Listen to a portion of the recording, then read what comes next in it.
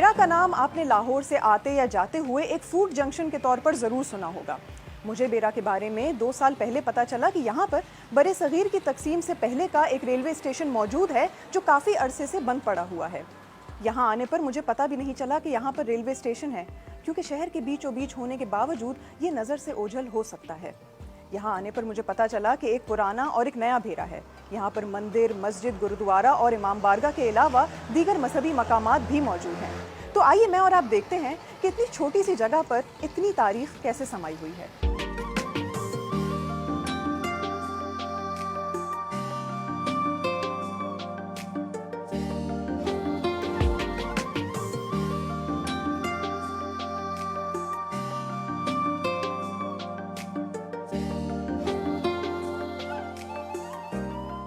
तो पहले बात करते हैं इस रेलवे स्टेशन की। इस रेलवे स्टेशन पहुंचकर सबसे पहले मेरी निगाह पड़ी भेरा नाम की तख्ती पर, जो इस स्टेशन के दाखिली रास्ते के ऊपर लगी हुई है।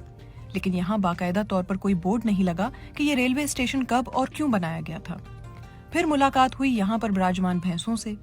कई सालों से खाली रहने की वजह से इस जगह पर अब सिर्फ जानवर ही नजर आते हैं। जो कमरा किसी जमाने में फर्स्ट क्लास पैसेंजर्स के लिए मुख्तस किया गया था, वहाँ अब सिर्फ गोबर, गंद और मकड़ियों के जाले नजर आते हैं। थोड़ा आगे जाकर इस स्टेशन का टर्न टेबल भी आता है, जहां अब जंग आलूद गाड़ियों के ढांचों के अलावा कुछ नजर नहीं आता। जाहिर है ये जगह हमेशा से ऐसी नहीं थी। तो फिर इस स्टेशन की तारीख क्या है और ये किस साल में किस मकसद के लिए बनाया गया था? इस दौरान मुझे भेरा की तारीख को यकजा करने वाले कर्नल रिटायर्ड जाहिद मुमताज के बारे में पता चला। जाहिद मुमताज खुद किसी इंसाइक्लोपीडिया से कम नहीं है। उनकी अपनी पैदाइश भेरा की है और हालांकि उन्होंने यहाँ बचपन तो नहीं गुजारा, लेकिन बड़े होने के बाद उनका एक ही मकसद बन गया, इस इलाके की शनाख्त को दोबारा बहाल करना।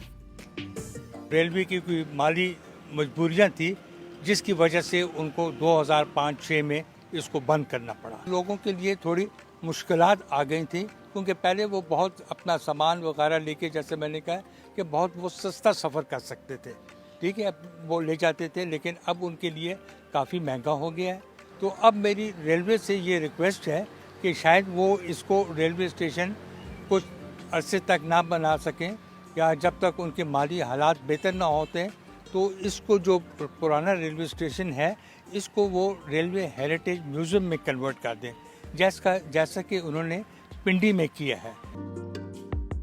भेरा के इस रेलवे स्टेशन के बारे में उन्होंने बताया कि ये 1881 में बनाया गया था और ये ट्रेन भेरा, म्यानी और मलिकवाल के इलाकों के दरमियान 30 किलोमीटर तक चला करती थी, लेकिन बाद में इसको बंद कर दिया गया। इस ट्रेन पर आप 10 रुपए टिकट में बासानी आम सामान के साथ साथ भेड़, बकरियां भी ला सकते थे।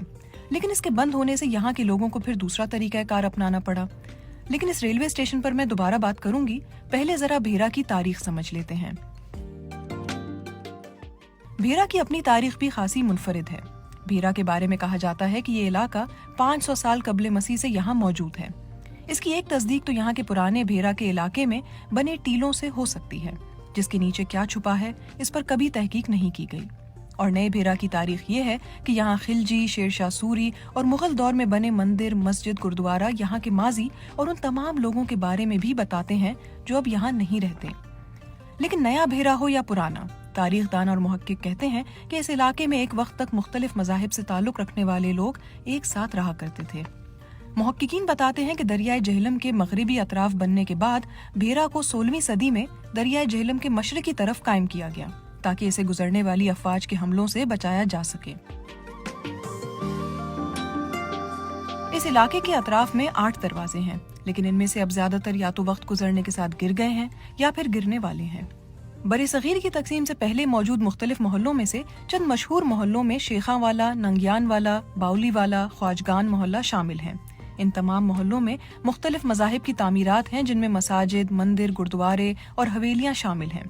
कुछ बिल्कुल खस्ता हालत में हैं, जबकि कुछ को थोड़ी मुरम्मत करके बचाया जा सकता है। सबसे पहले मैंने रुख किया जामिया मस्जिद का। शेरशाह सूरी के दौर की कहलाई जाने वाली इस मस्जिद की इमारत के बाहर तख्ती पर इसकी तामीर सन 1540 लिखी हुई है, लेकिन इस मस्जिद का तर्ज तामीर मुगल दौर का लगता है और कहा जाता है कि इसे मुगल दौर में दोबारा से बनवाया गया था। यहाँ होने वाले रंग रोगन से लगता है कि इसे कई बार पहले भी रंग किया जा चुका है, लेकिन इसके नीचे अब भी कदीम तर्ज का काम दिखाई देता है। इसी मस्जिद से थोड़े फासले पर शहर का मशहूर बाजार भी आता है, जहाँ की तंग गलियों से गुजरते हुए एक इमाम बारगाह आती है। इस इमाम बारगाह के बारे में कहा जाता है कि ये इससे पहले गुरुद्वारा हुआ करता था, जिसे शहर के बीचों बीच तामीर कराया गया था। लेकिन बरे सगीर की तकसीम के बाद जब यहाँ से सिखों का जाना हुआ तो इस गुरुद्वारे ने इमाम बारगाह की शक्ल इख्तियार कर ली। दरिया झेलम के रास्ते में बावली वाला मंदिर आता है, जो शहर से अलग थलग एक पुरसुकून मकाम पर है। इस मंदिर के आसपास झाड़ियों से ही अंदाजा हो गया था कि ये काफी अरसे से खाली है।